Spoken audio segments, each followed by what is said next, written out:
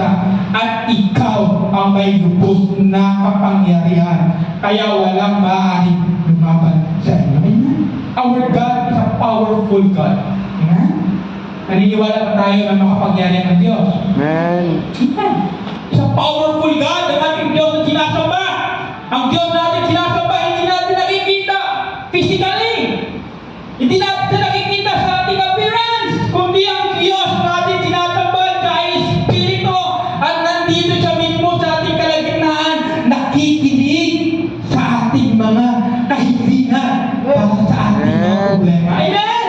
Kaya palakasin mo ang iyong pananampalataya, ang iyong pananalig sa Diyos. Amen? Hallelujah! Sabi pa dito, there are a process. The process on how to pray in a troubling situation. Meron ako bibigay ng mahalaga na mga proseso kung paano tayo mananalangin kung nasa kalagitnaan tayo ng digmaan ng mga problema. Una-una, come to God first. Amen? Pag may problema, ang unahin gawin, lumapit ka sa Panginoon. Hanapin mo una-una ang Diyos sa iyong buhay.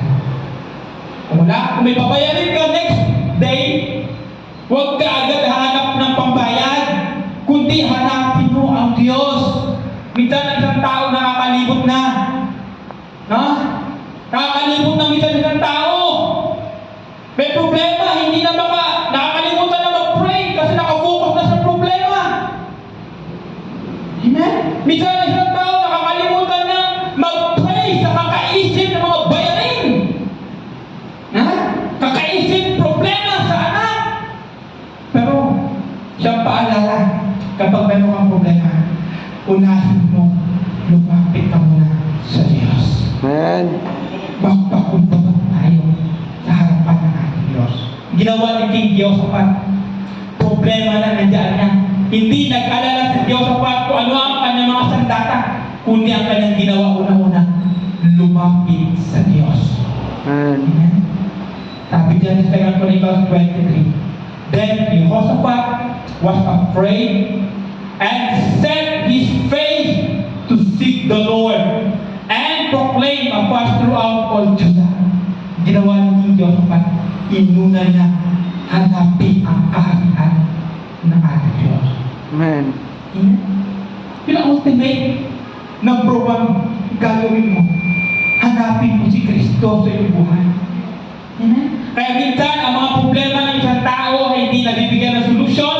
Una-una, hindi nila pinapriority ang Diyos. Amen? Maraming tao, sige, trabaho dito, ganyan. Pero ang mga bayarin, hindi pa rin nasusolve. Bakit? Hindi nila inuuna ang Panginoon sa kanilang buhay. Talaga, kahit anong sipag ng isang tao, trabaho ka dito, trabaho doon, tapos wala kang Diyos, hindi mo inuuna ang Panginoon, walang silbi ang lahat. Kaya ang pinakailangan sa isang tao, balance ang buhay. Dapat may Diyos at sa iyong mga pangangailangan, dapat balansi ka. Dapat bigyan natin ang oras, ang Panginoon. Unahin din natin ang ating Diyos, mga kapatid. Amen! Hallelujah! Palapakan natin muli ang Diyos. Hallelujah! Amen. Sabi dito, number 2, pagkatapos mong lumapit kay sa Diyos, and lead others to pray for you. Okay? Umanap ka ng iba na pwede makapag-pray sa iyo. Kaya nga meron tayo minsan prayer request. Kapag may prayer request, huwag kang mahiya na magsabi ng mga prayer request mo. Kaya nga gawin sa prayer request, itong paraanan para matulungan natin ang bawat isa na may panalangin ng kanyang mga pangangailangan. Kaya kung may mga problema tayo, huwag mo ang kinig. Kumbaga, wala ako ganito problema ko sa aking buhay. Hindi na ako makikipag-open sa aking kaibigan o may pastor. Baka kasi hindi. Share mo lang at pag-pray din natin yan. Amen? Kasi ano ginawa ni King Jehoshaphat? Hindi lang siya nananalangin mag-isa, kundi ang ginawa ni King Jehoshaphat sa 2 Chronicles 24, nagtitipon-tipon ng buong Juda upang humingi ng tulong kay Yahweh. Dumating sila buhat sa iba't ibang bungsod. Hindi lang si Jehoshaphat ang nananalangin, kundi marami. Lahat ng buong taga-Juda ang nag-pray din. Kaya ganoon din sa ating buhay. Ha? Pray ka. Kausapin mo kaibigan mo, pastor, may dito ko'y panalangin, patulong natin panalangin po ako. Okay. Huwag kang mahiya na lumapit sa iyong mga leader, sa mga pastor, kung meron kang gusto mag-pray. Chat mo lang, kung lapit ka, pastor, may problema ako, okay, pag-pray natin yan. Tulungan natin yan. Kasi ang prayer, kapag isa lang ang nag-pray, hindi kayang dalhin. O kasi sa isang walis ting-ting. Sa walis ting-ting, kung meron tayo nakikita dyan, isang walis lang, isang stick. Kung may tubig dyan, pag-walis mo, do you think ang dumi mo matatanggal? Hindi. Pag isang stick lang, tapos may dumi, wawalisan mo, di ba hindi madadala ang dumi? Kasi isang stick lang. Pero kapag maraming stick, nakakumpul-kumpul, lahat sila marami, pag walis mo na maraming isang dumi, pag ganyan mo lang ng isang walis mo, tanggal lahat ang dumi. Ganoon din sa ating panalangin. Kapag marami ang nag-united sa pag-prayer, madali lang mabibigyan ng solusyon ang iyong mga kahilingan. Pero kapag isa lang ang nag-pray, mahihirapan tayo sagutin o makiusap sa ating Panginoon. Dapat kinakailangan marami. Kung pwede lang, anak mo, anak.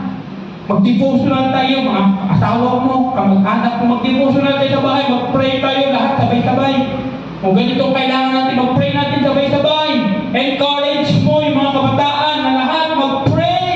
Tulungan, magkaisa sa panalangin. Para madali lang natin makuha yung ating mga hinihiling sa ating Panginoon.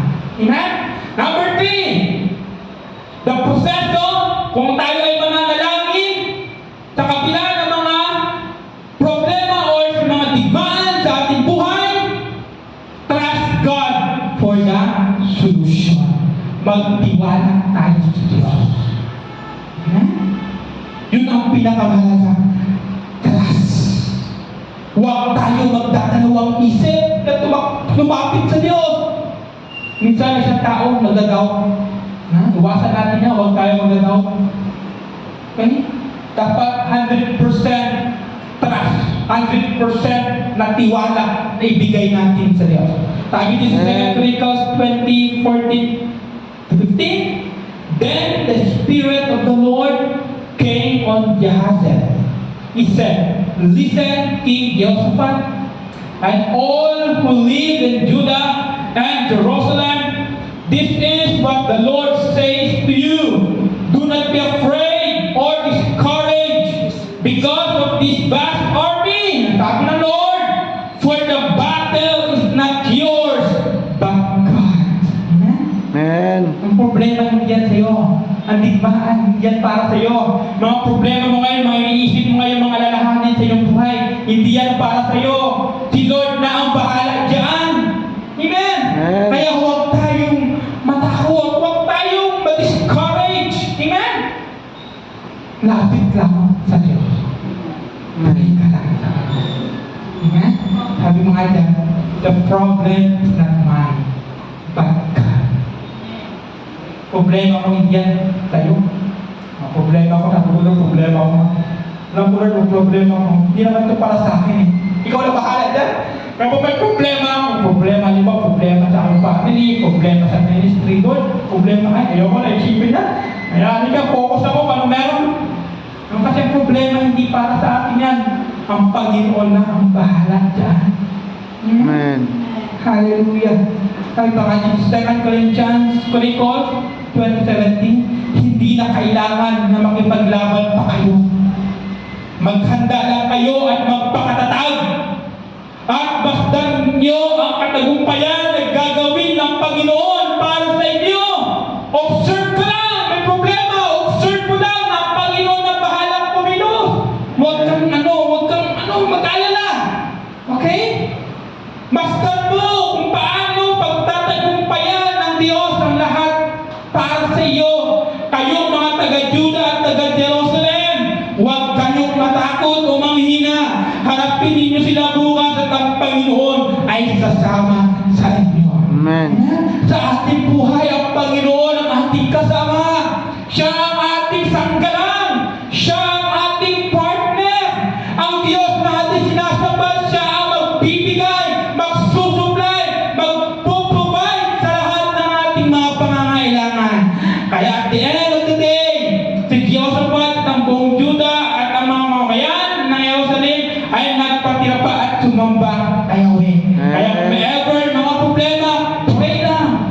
Patuloy ka lang mag-serve sa Diyos. Umawit ka lang sa Kanya. At ang Diyos na ang bahala na kumilos sa lahat ng bagay. Amen? The problem is not mine. Amen. God's. Problema mo ngayon hindi para sa iyo. Kaya sa atin ko kayo mga kapatid sa oras na ito. Sa reminders para sa atin. Isipin natin palagi ang Diyos sa ating buhay. Huwag natin siyang kakalimutan. Unahin natin ang Diyos.